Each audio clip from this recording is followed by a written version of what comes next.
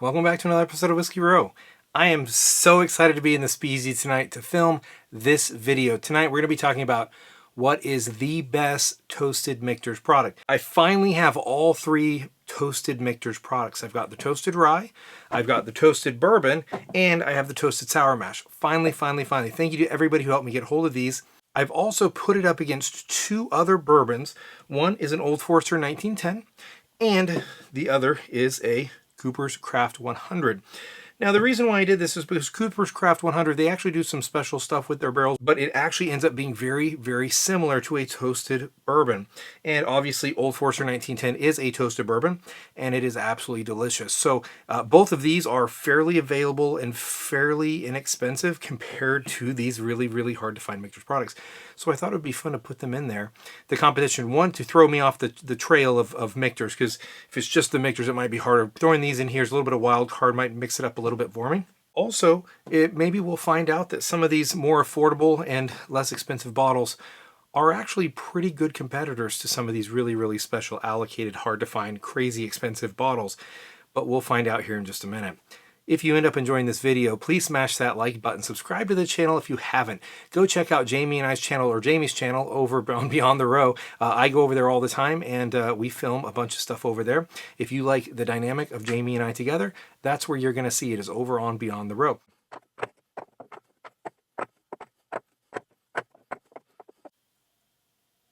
The nose on this one is full of caramel. Caramel, toasted marshmallows. It's got a really kind of a nice fruitiness to it. It's like a toasted, like it's almost a faint touch of like raspberry or cherry, kind of a red fruit thing. But underneath that, it's just tons and tons of caramel, lots of rich vanilla. Smells really, really nice. I'm getting a lot of caramel. Like I said before, on the nose, I was getting that kind of toasted marshmallow. I'm getting that as well. Proof-wise, I'm guessing it's in the 90s. Proof-wise, doesn't taste particularly provy. There's a really nice little bit of a barrel quality to it. It's got just a very, very faint bit of spice, but it's very minimal. It counterbalances well. You get a little bit of an oakiness as well. Mouthfeel wise, it's got a really good presence in the mouth. It's nice and thick. It's not super syrupy, but it has this like thick consistency that's really, really palatable. That's a good bourbon. Honestly, all of these are going to be good bourbons, so I'm really excited for this competition. So none of them should be bad pours tonight.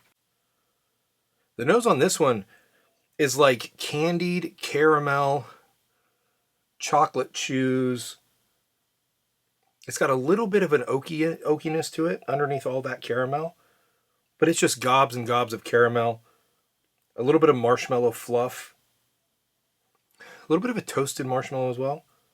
It smells like a delicious dessert.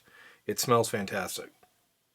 On the palate, I'm getting just a little bit of clove, very, very small amount, and then it goes straight into toasted marshmallows. Toasted marshmallows dipped in caramel sauce. That's what it is.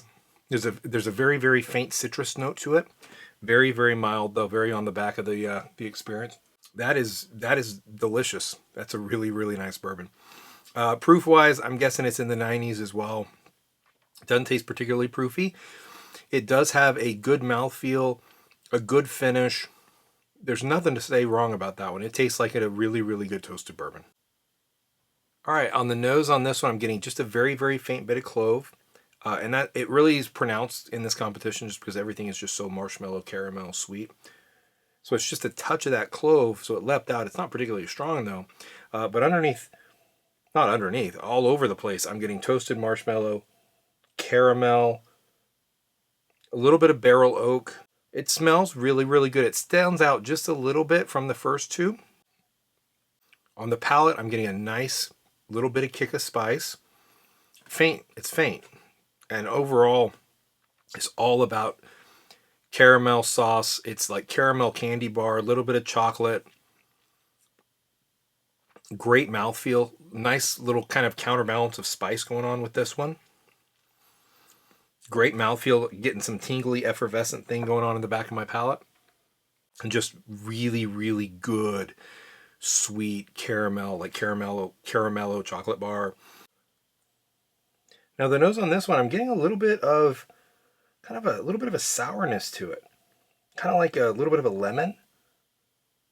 But it's not like a sharp, tangy lemon. It's like a very kind of like a grilled lemon. If you've ever like grilled lemon with like fish, it kind of gives me that kind of the toasted lemon.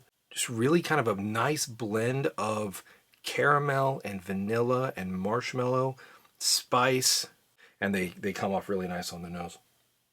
On the palate, it comes across a little bit more woody.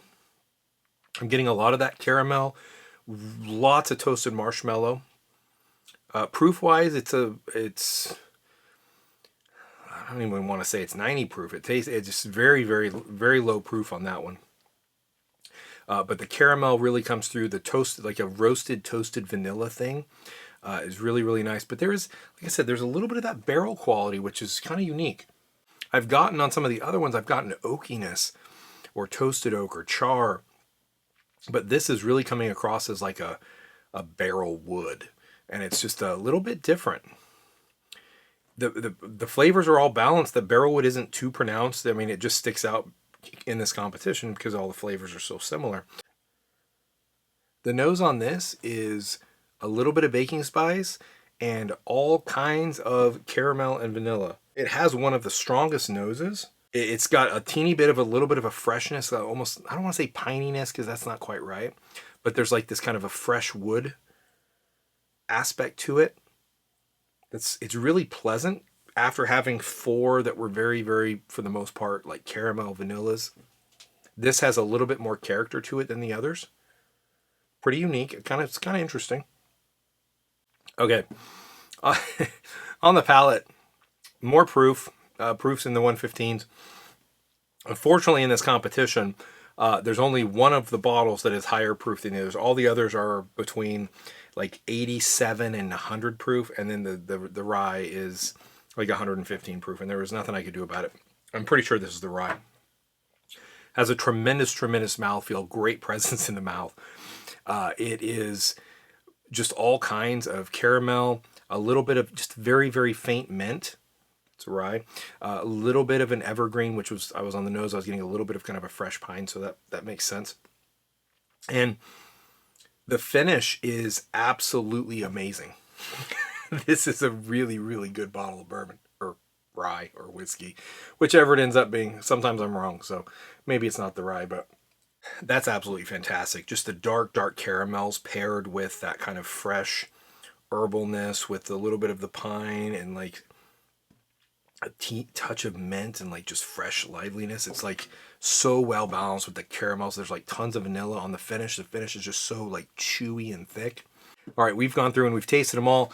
When we come back, I'll put them on podiums. All right, we are back. And let me just say, this was an incredibly hard competition. First and second place were neck and neck, and then fourth and fifth place were neck and neck. So let me tell you what the results are. In fifth place, we got this one. And this was very, very close. These were all very, very good. And this one was neck and neck with number 4, which was this one. This one had a little bit of a sweeter note. This one actually was better balanced overall, but it was so like thin that it was hard to really grasp and appreciate the flavors coming out of it. That's why they were neck and neck. This had probably a little bit better flavor profile, but it was just so thin. This had a lot more substance to it, but it wasn't quite as well balanced, so that's why it was in fifth. But anyway, in third place, we have this one. It stood alone. It was clearly third place to me in this competition tonight. In second place, we have this one, and this was a proofier, great mouthfeel, tremendous experience, but the balance on number 1 was phenomenal. It came across as an absolutely perfect representation of a toasted whiskey. All right, now we got the bottles on the table. Let's figure out which is which. In fifth place, we have Cooper's Craft. Okay, can't complain. Not a bad choice. In fourth place, we have Michter's Sour Mash. That's a shocker. That used to be between this and the Michter's Toasted Bourbon. This was actually my favorite for a long time, although this thing is really, really empty now, so I wonder if all the air in the bottle is messing it up a little bit. In third place, we have Old Forester 1910. Great finish for Old Forester 1910. It's a fresh bottle of Old Forester 1910. Haven't had it open for very long, and it's in its prime. It's a solid bottle right now. In second place, we have Michter's Toasted Rye. And this thing is an experience for sure. And which means in first place, we have Michter's Toasted Bourbon. First and second were really, really hard for me to pick. First place had just a tremendous balance of flavors. Things were lined up very, very well. Honestly, on all of these, they were lined up very, very well. It was very, very difficult. This had a better mouthfeel. The first place, the Michter's Toasted Bourbon, had a little bit better mouthfeel as far against the rest of these. This one had a better mouthfeel overall, but the rye notes on it started to come out. Proof-wise, it was fantastic. I can't say enough good things about the second place bottle here, this Michter's Toasted Rye.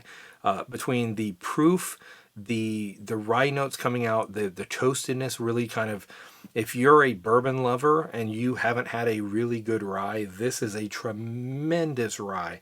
Highly, highly recommend it. The Old Forester 1910, as Jamie likes to say, Old Forester never disappoints. And that 1910 is a great, great toasted bourbon. It's readily available and it's not too hard to find. It's not too expensive. You can enjoy a bottle for about 50, 55 bucks and you can find it in most every store. That's a hard one to turn down. The fourth place bottle, the Michter's Toasted Sour Mash, a little bit of a disappointment. I used to like that better than the Michter's Toasted Bourbon.